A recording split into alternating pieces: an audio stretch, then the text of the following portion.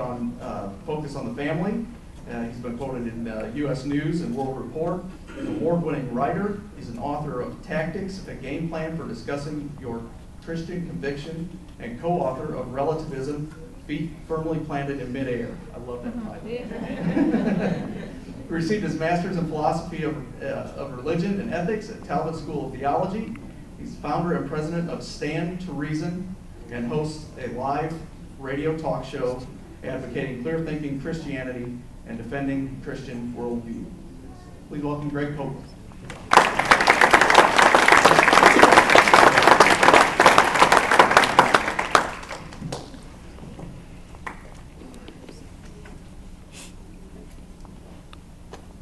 Christianity annoys people.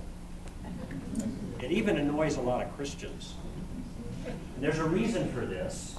It's the same reason why some think it's dangerous. It's what Thomas Friedman of the New York Times referred to as religious totalitarianism. The thing that bothers people is that Jesus said he was the only way of salvation. All roads don't lead to Rome. There aren't other religions that are legitimate avenues to God. In fact, the things that you heard the students in many cases or people on the street say in that video clip that was just run, though it sounds reasonable to most people, on closer examination doesn't turn out to be reasonable at all. Jesus, the only way of salvation. In fact, one Harvard graduate put it this way at the commencement address. He says, "The freedom of our day is the freedom to devote ourselves to any values we please on the mere condition that we do not believe them to be true." Or as a sign in one campus put it, and I got to get the words right here because it's precious, "It's not wrong to think you're right, but it's not right to think others are wrong." Think about it.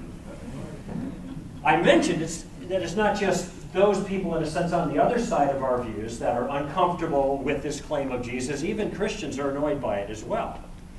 In fact, according to George Barna, less than 25% of all followers of Christ, I should put it this way, 25% of all followers of Christ even deny the notion. It makes them feel uncomfortable. They're not sure why Jesus would make such a claim.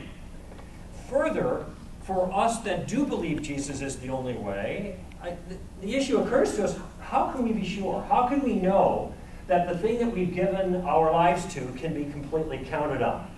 How can we know beyond a reasonable doubt? And I want to discuss that issue with you today. Some of the people on the clip there seem to be amazed that anyone could suggest that there was one way to God.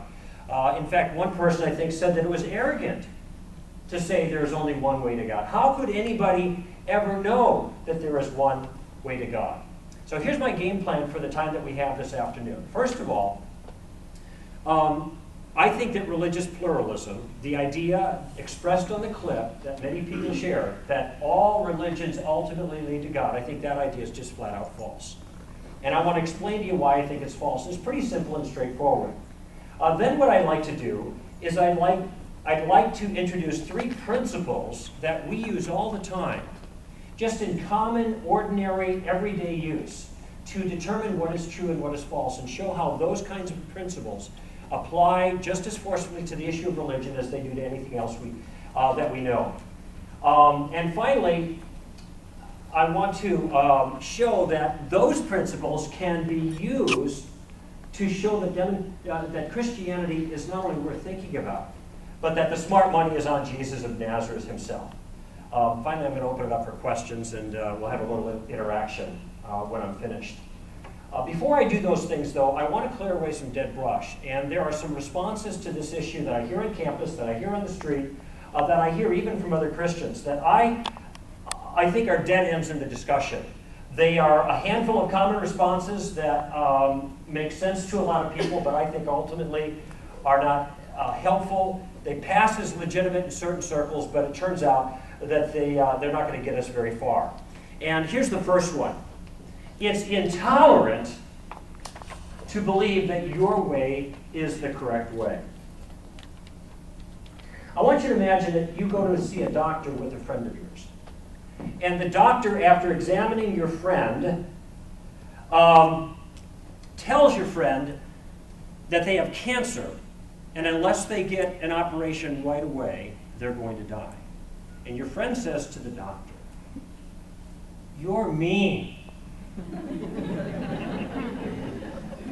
I don't like your diagnosis.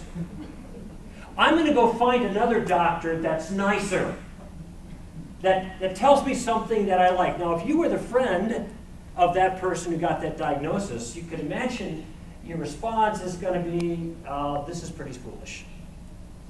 Because even if it turns out your doctor is mean and unpleasant or whatever character flaw your doctor may seem to have, it doesn't mean that his diagnosis is wrong.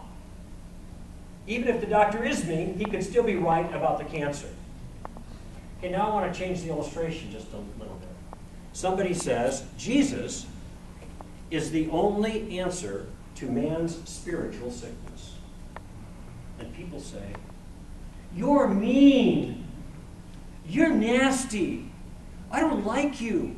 I'm going to go find somebody else who will tell me something that I like." Now, the parallel there is apt, it seems to me, because Christians are claiming that humanity is dying of a spiritual disease, and that there's only one way to deal with that: the person Jesus. And it doesn't do any good, it seems to me, when engaging the claim that Jesus made about himself, that is incumbent upon us to deal with. It doesn't do any good just to simply dismiss it and say, "Well, you're mean," or to use other language, "You're intolerant," because really that's essentially what's going on. Somebody is ignoring the claim and they're attacking you. Now, this seems to me to be the most common way in our culture to deal with ideas that are politically incorrect. And you see it from the least to the greatest. You see it on the street, you see it on the Larry King show. You see it in politics. People don't like an idea, so they attack the person rather than dealing with the issue. I call this trash talk. Can you imagine if I were Larry King, which I haven't been invited yet, but it'd be nice to get a chance to have that bully pulpit. And Larry King asked me about Jesus, and in one way or another, I communicated what Jesus himself said, that he was the only way of salvation. And Larry says, "You're intolerant." And I said to Larry, "You're ugly." And your mother dresses you funny. Now, obviously, Larry would consider me rude if I did that, and consider himself ill-abused, which he would be. And I wouldn't say that, but my question is, how is that any different than him saying I'm intolerant? He attacks my character, I attack his looks. Notice that neither of us are talking about the issue, that question about Jesus himself. Not only is it foolish to challenge Christians on those grounds, I actually think it's kind of a trick. Whenever anybody says to me that I'm intolerant, I always ask them a question. And the question is this: what does that mean? When you say I'm intolerant, why are you saying, what am I doing that's making you think I'm intolerant? And they say, "Well, you think you're right. You think your way is right and everybody else is wrong." To which I respond, "Yeah, I do think I'm right. I could be mistaken. I mean, I'm willing to say that. But I think I'm right. That's why I believe what I believe, by the way. If I didn't believe that what I believed was right, I wouldn't believe what I believe, would I? I'd believe something else and think that was right. Just like him." The point here is that everybody believes something, and that which they believe they think is true. So when they attack me as being arrogant or narrow-minded or intolerant for saying what Jesus said and thinking that I'm right about that, they turn out to be guilty of the very same thing. The way I try to expose that is simply by asking this series of questions. He says, "You're intolerant." I say, "What do you mean by that?" He says, "Well, you think you're right." I said, "Well, I do, but do you think you're right?" What's he going to say?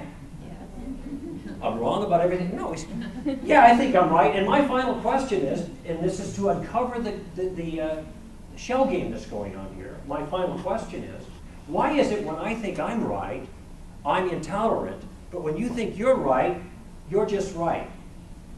What am I missing here? Well, I'm not missing anything. This obstacle that gets in the way of us thinking carefully about this issue is not only foolish, it's also a trick.